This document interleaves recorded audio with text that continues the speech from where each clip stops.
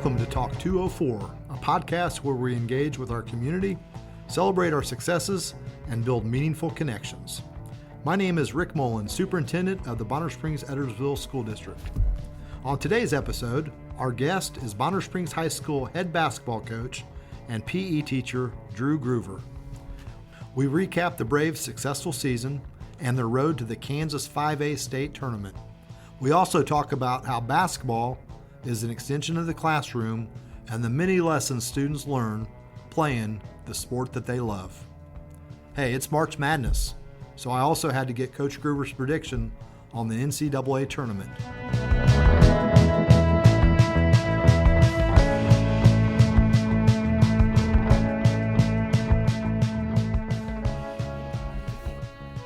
I'm here with Coach Drew Gruver, head basketball coach at Bonner Springs High School, first-year PE teacher at Bonner Springs High School. Coach, you finished the regular season 18-4, sub-state champions. You were nominated for the Class 5A Coach of the Year by Sports in Kansas. Congratulations on a great season. Well, thank you. Thanks for having me on the show today. And it was a fun season. I really enjoyed it. Getting a little bit of time to relax and kind of reminisce on the season. But it was a fun season, and look forward to next year, get to work with the guys again. Yeah, Coach, and we talked about this being your first year at Bonner Springs High School, but it's not your first year teaching and coaching. Talk to us a little bit about your background and what led you to Bonner Springs High School.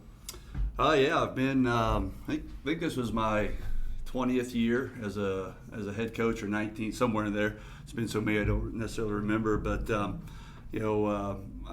after my playing days were done in college, I kind of thought, man, I want to get into coaching. I want to be involved in basketball still. So that kind of led me into coaching, and then I've been quite a few places over the years. Started out in Liberal, spent some time in Winfield, Kansas, and then Clay Center, Kansas, Chapman, Kansas, and then obviously led my way here to Bonner Springs. And it was time for a change from Chapman, where we were at, and we were looking to get a little bit closer to Tara's family, my wife's family, which they live in Minnesota, and just looking for a good school district in a place to where we felt like we could be successful, both in the classroom and on the basketball floor. And I just happened to run across Bonner Springs and interviewed and looked like a good fit, and and I guess looking back, it was a good spot to come to. Yeah, and you talked a little bit about your wife Tara, who also teaches at Bonner Springs High School, and then you've got kids in the district as well. How's the transition been for your family, and also you've got a son actually on the basketball team? So let's talk a little bit about your family and how that transition's been. Yeah, moving is always tough, especially for the kids. I'm not going to say it was all smooth sailing all the way, but the kids have adjusted well, starting to kind of get their feet firmly planted in the ground, making some friends, and those sorts of things. So and we knew that kind of coming in, but our kids are starting to really embracing Bonner Springs and getting to know Bonner Springs and the high school and those sorts of things. So it's been a good transition so far, I think. I have a fifth grade son who is over at Bonner Springs Elementary School, and he's starting to make some friends and starting to enjoy school there. Eighth grade daughter who Hallie played basketball and volleyball and also doing track, and she's done a great job there. And then Reese is a freshman, and she's played volleyball and basketball as well. Doing track this year too.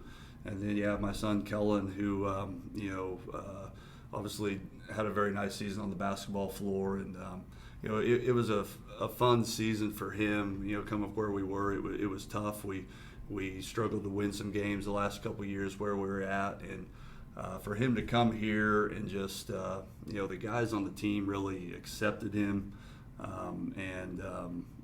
just being able to play with the type of guys that are on that team has meant a lot, to him. because he had a blast playing with those guys this year. So, but yeah, and then obviously my wife Tara is teaching up to high school as well. So, I think all in all, looking back, it's been a good move for us so far. Yeah, and you talked a little bit about your son, Kellen, and his success on the basketball court, and he was all league and several accolades and a lot of recognition and things like that. And what's it like coaching your son in high school basketball? Yeah, it's for me. Luckily, it's been a lot of fun. Kellen really enjoys basketball. He's put a lot of time and effort into it, and sometimes you hear those stories, or I've heard some stories of father-son coaches that coach their son that it sometimes ruins a relationship, or it's been really tough. But Kellen's done a great job. He's been very coachable. He listens to me for the most part pretty well, and so I've really enjoyed it. And obviously this year was it was enjoyable too, just to watch the success that not him individually, yes, that he had, but also just the success of our team. And it's one thing with Kellen is he's never really worried or cared about his statistics and his individual recognition. He just wants to win basketball games and be part of a team. And I feel like he did a good job of that as well. But it's been fun. It was a lot of fun this season, and watching him out there on the floor. And sometimes I had to step back and think, as a coach, you're sitting there, always thinking, coaching wise. But then sometimes I had to kind of step back and be like, have a dad moment, and just recognize him and just tell him how proud I was of him just as a father, and not just as his coach too. So yeah, absolutely. And we talked about winning is the most important thing, and winning we did this year. We did quite a bit. We won 18 games. We were sub-state champions. We beat St. James Academy in the sub-state championship finals at home. What was that experience like for you and for our kids? Yeah, when you start the season, that's obviously one of the goals is to make it to state. You're preparing all season for the sub-state and hopefully the state tournament. And it's a long season, but our guys, and again too for me, coming in as a new coach, you never know how the guys are going to accept you, or how they're going to respond to you and respond to the system. And it was for the most part a fairly smooth transition for us. I think that just speaks to the caliber of guys, or the type of guys that are on the basketball team. I can't say that I had any problems with anyone as far as discipline or anything like that. For the most part, they just hit the ground running in the summer. Were very coachable.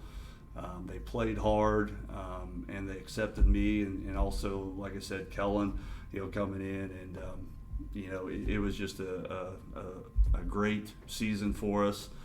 We won a lot of games, and preparing for that season and for that sub-state championship, it was fun. And I'm just excited that I'm happy for the guys. I'm excited for those guys because a lot of those guys have put in a lot of time and effort and work, and for them to one, get to the sub-state championship game and then win that game and at home in front of our crowd, and then experience getting to go to a state tournament and being there. It's a memory I think they're going to remember their whole life, or they will remember their whole life. And so that's exciting. And then looking in the future, as a coach, you're always looking in the future. We kind of got a little bit of a taste of it this year. We'd like to obviously get back there next year and stay a little bit longer, so to speak, than the one night next year. So hopefully that'll drive the guys here in the off season to work hard and continue to improve, so we can get back there and win hopefully 3 more games next year. So absolutely, and the outlook for next year is promising. You've got a pretty young team Let's talk a little bit about that. Yeah, we've got the majority of the guys back. We did lose 3 seniors who, they're going to be missed. DeAndre Morrison was a guy that played the most out of the 3 and did a good job. So we'll be looking to replace him with some younger guys coming up. But yeah, we do. We have a good core group back. Our leading top 3 scorers, or really top 4 scorers, 5 scorers are all going to be coming back. So, we've got a bright future, so to speak, ahead of us. And we talked about this a little bit with the guys, during the year this year. And I think they probably weren't listening to me after the state game after we lost, but we talked about the more success we have, the tougher the games we're going to be. There's going to be a target on our back, so to speak. And, I think that, as we went through the season, that happened. Teams were trying to get taking their best shot at us. Next year coming into it, that target's going to be right there on our back even more because, of the success we had this year. And then, teams are going to be gunning for us right from the start. So, you can't live in the past, I guess, so to speak. We've got to work hard here in the off season and in the summer, and stay hungry, and then be ready to go when the season rolls around next year. Yeah, and with every successful season, and this year you had your championship run, your sub-state championship run. Was there a key moment during the season that defined your success? Was there a moment where something sparked and the guys got it, or there was an adverse situation? Was there anything this year that kind of helped you define your success? Yeah, I don't know. I mean, I feel like as we started, we were trying to feel some things out with guys, and guys were trying to feel me out, so to speak. They didn't necessarily know exactly what I wanted as a coach. So. But I think as the season went on, we kind of started hitting a stride. I think after Christmas was probably when we kind of started figuring some things out, having all the practices we had over that Christmas break and getting in and really, for the guys anyway, they just had to concentrate on basketball at that time with no class in school. So I think that was kind of a key moment or a key time for us to kind of, because at the beginning of the year we kind of threw everything at them before Christmas break, and then we were able to use those Christmas practices to fine tune what we were doing on the offensive end, defensive end, and then then we hit the ground running after Christmas break as well. So I would say probably there. It was at the end of the season, an exciting game for us was that Baldwin game at the end of the year. That was a great win for us. And really that whole week, that was a tough last week for us with 3 games there. But we capped it off with that exciting, buzzer beater, so to speak, hard-fought game against Baldwin, who's been one of the top teams in Class 4A for the last 3-4 years. And so that was a good moment, and that was a good, I guess, kind of slingshot into the sub-state tournament as well. Yeah, and then during the sub-state tournament, you dominated both games, and we played St. James for the championship, and they came in playing some pretty tough competition throughout the year, and what was the key to that? Yeah. And after that Baldwin game, we were all excited, after that win. But that was the last regular season game, and I told the guys, and I always tell our teams this is, the season, it's a whole new season, so to speak. It doesn't matter if you're 20-0, 0-20. All you have to do is win 2 games, and if you don't win 2 games, then you're going home. So I told them it was a new season, and again, this was what we'd been working for. This is why we'd been working hard all last summer and during the season and all that. All that hard work. That this was a time to shine, and so yeah, they were. You never know how teams are going to respond. Yeah, St. James plays in bigger conference, a tougher conference, tougher schedule, bigger schools. So I felt like they were probably a pretty good team, maybe a little bit better than what their record showed. And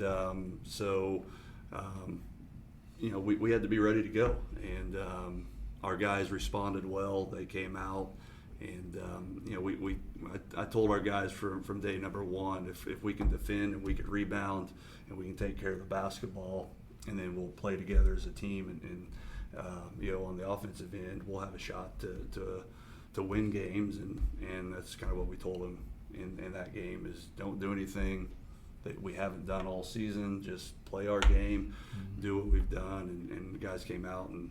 I mean, we played well offensively too, but I really think our defense was what led us to that victory and let us, win in a, convincing, manner. Yeah, and I talked to several people in our community, and the last time Bonner Springs High School won a state championship was back in 1984, and one of the players from that team actually said, "Hey, I think you got the team. If they don't win it this year, they may win it next year."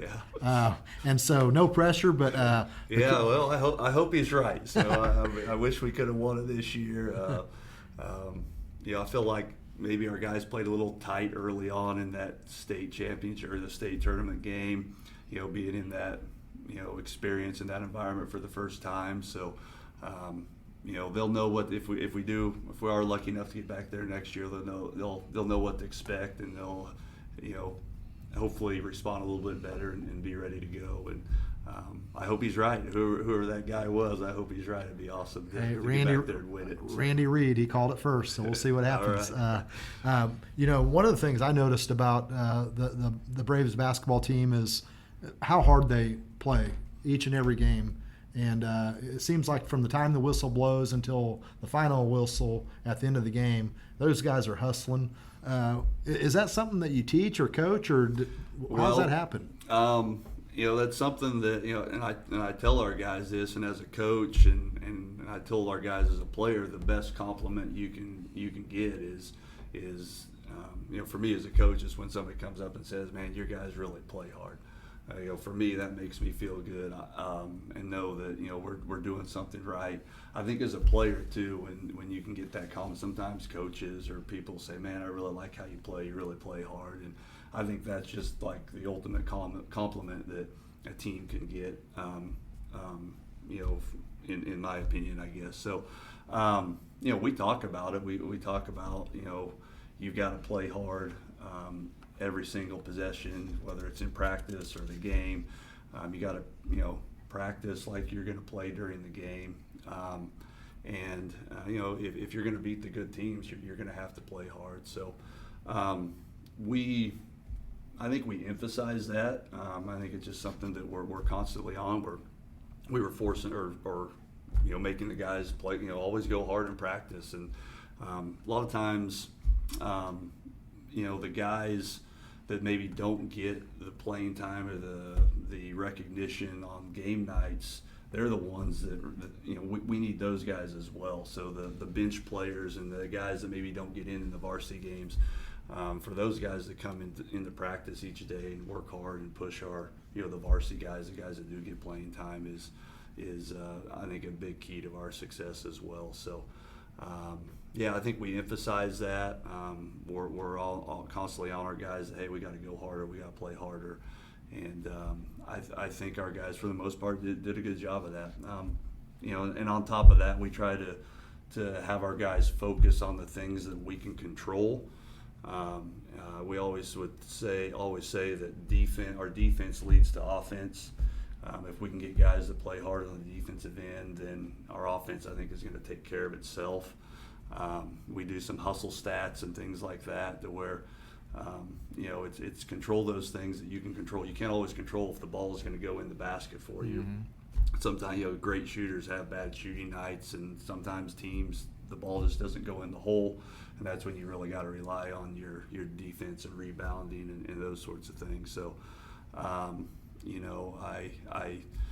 I think our guys did a good job of that. And we also talk about what can you do besides score points to help our team win. because there's a lot of other things. Everyone always sees the scoring, the points, and all that, but there's a lot of other things that go on in a basketball game that determine wins and losses. And so we emphasize those things, the playing hard, the hustling, those sorts of things. We try to emphasize those more over, the flashy dunks and 3-pointers made and all that. We try to focus on those with our players, and I think our guys did a good job of that. And when we played hard, good things usually happen. Yeah, absolutely, and it was very, very obvious that you'd been coaching the kids up on those things. And a lot of times when you're a teenager, because we forget sometimes that these kids are 15, 16, 17 years old, sometimes when something bad happens, it can compound, and then another bad thing can happen and another bad thing. Yeah. But your guys seem to move on. Yeah. And so something happened negative in a game, they kept their heads up, they kept playing hard. Yeah. And we talked about that a lot with our guys too. Just, hey, and when you play sports and really in life, you're going to make mistakes. But there's nothing you can do about that mistake except for learn from it and move on. We always call it, the NBA, the next best action. Yeah. What's the next best action after you make a mistake? Is it pout and let have another mistake, or just get back on defense and make the next best play you can? And so we try to emphasize that with guys, and it's tough for teenage kids sometimes to let things go, but it's something that if you can do, it's gonna definitely help our team, and hopefully later on in life it'll be something that will help them as well. Yeah, and that's the thing I love so much about sports. It's really an extension of the classroom, and we talk about that all the time, that you're a student athlete, but really there's so much you can learn about life and working together as a team and all the different things by playing a team sport. Yeah, I mean, basketball is the ultimate team game, and it's amazing, what can be accomplished when nobody cares who gets the credit. And, I think our guys embrace that. We had multiple guys on the team that, led us in scoring from time to time. There's times where someone would have a really good offensive scoring night and play well. And then the next night it was someone else. And, when you have a team that doesn't really care about those individual statistics, and it's just the only thing they care about is winning, those are really fun teams to be a part of, and I think our guys embrace that this year. Yeah. So what's next for the team? You just wrapped up the season a couple weeks ago. We're in the spring semester. You got summer coming up. What's it look like for the basketball program? Yeah, we're trying to plan, summer, conditioning and summer, events, summer leagues, and some camps, team camps, and things that we'll go to. We're trying to finalize some of that stuff up. A lot of our guys will play on travel teams. There's actually games starting, this weekend over at home field. We've got, a majority of our guys are playing, on travel teams right now. So they'll practice with those teams and play in the spring, and then when we get into June, we'll hit the ground running with, summer weights. We'll hit the ground running with summer workouts and some practices, and then we'll get into some summer leagues and go play some games. I'd like to play, if we could, with our guys around 15 to 20 games in the month of June, and we'll work our, run our stuff and play, and then we'd like to get, as many guys as we can playing, and have hopefully at least two teams of guys, if we can get somewhere between 18 to 20 guys or more, and have kind of maybe more of a JV level and a varsity level. We'd love to do that. We'll just have to wait and see how many guys can commit to that. But kind of the saying goes, players are made in the off season and teams are made during the season. So this is a time for our players to start working on their game, working on some fundamentals and things that they can improve on to help us win as a team next year. So we got some parents obviously that are going to be listening to the podcast, and maybe even some younger kids. What advice would you give to younger athletes who want to be future Braves on the high school basketball team? Yeah, you've got to not just play games. I mean, you got to get a ball in your hand, but you got to work on your individual skills. I think probably the most important thing, one of the most important skills to be able to do in basketball is be able to shoot the ball. And I should say be able to make baskets. Everyone can shoot the ball, but I want guys that can make baskets.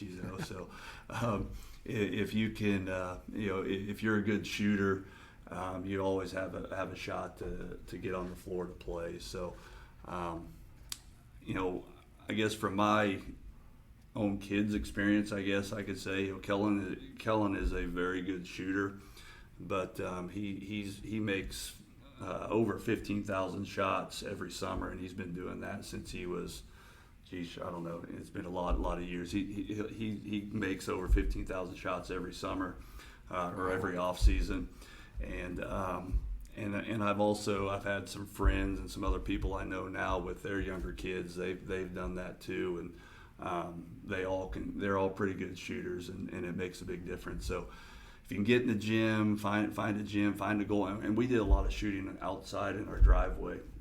So you don't need a big fancy gym or anything. You can do it in your driveway if you want to. And so shooting and working on your fundamental skill, I think is key. And then being here in this Kansas City area, there is a lot of opportunities for guys to get some other instruction camps and travel teams and those sorts of things. But work on the skills, work on the shooting, and then as you get a little bit older, then you have a chance to make an impact on the high school team, so to speak. Yeah. Are you ready for our Final Four? I don't know, am I? So what I'm going to do is ask you 4 questions, and first thing that comes to your mind, all right, you'll answer. I'm a little nervous here. So. Yeah, so and first off, I want to tell you how excited I was when you said you just need to be able to shoot, because I started thinking maybe I should have played high school basketball because I can shoot. But then when you said you have to make the basket, then I realized exactly. I probably should have stuck to wrestling. So, so do you have any game day routines or superstitions? I'm really not very superstitious or have a game day routine. I guess I should.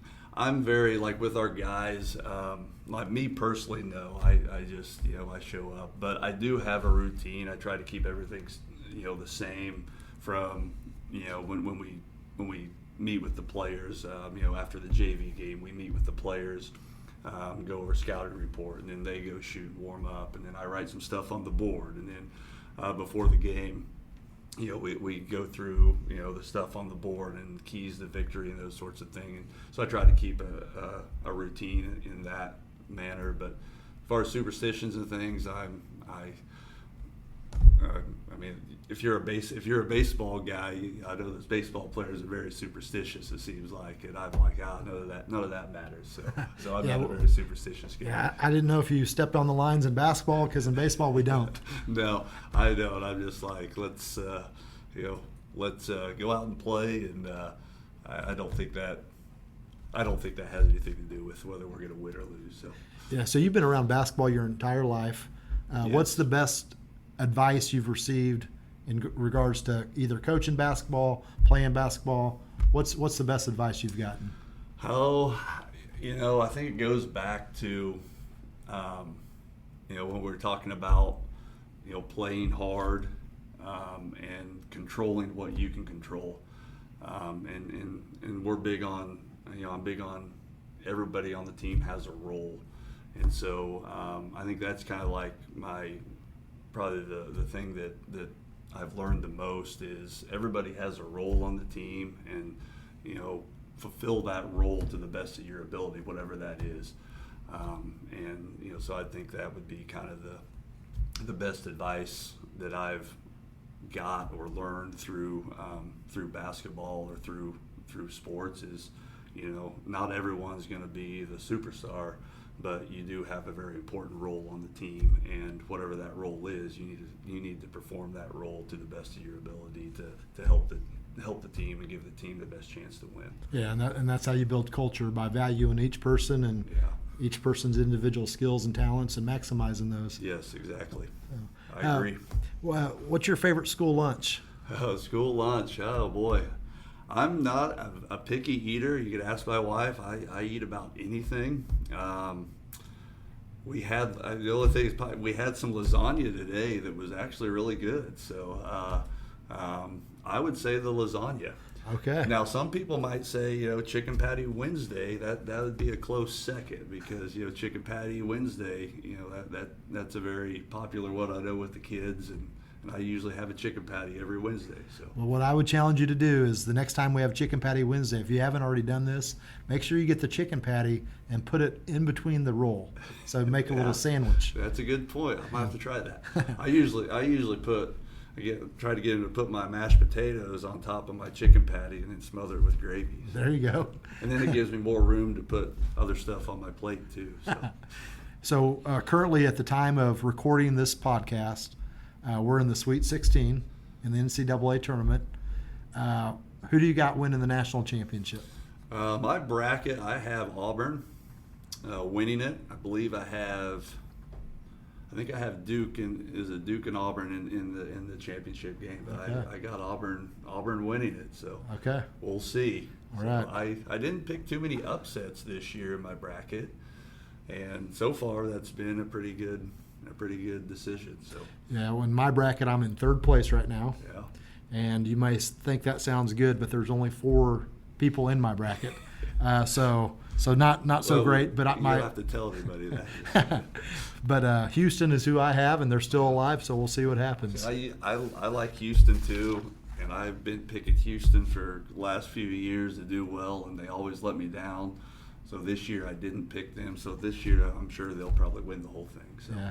Well, Coach Gruver, I appreciate you being on the show, and not only have you made your school and the school district proud, but the entire Bonner Springs Edwardsville community proud of the accomplishments of our team, and not just because we made it to state, but because of the way the kids play and how hard they work. And so I want to thank you for your time. Thank you for all you do, and appreciate you. It's a great day.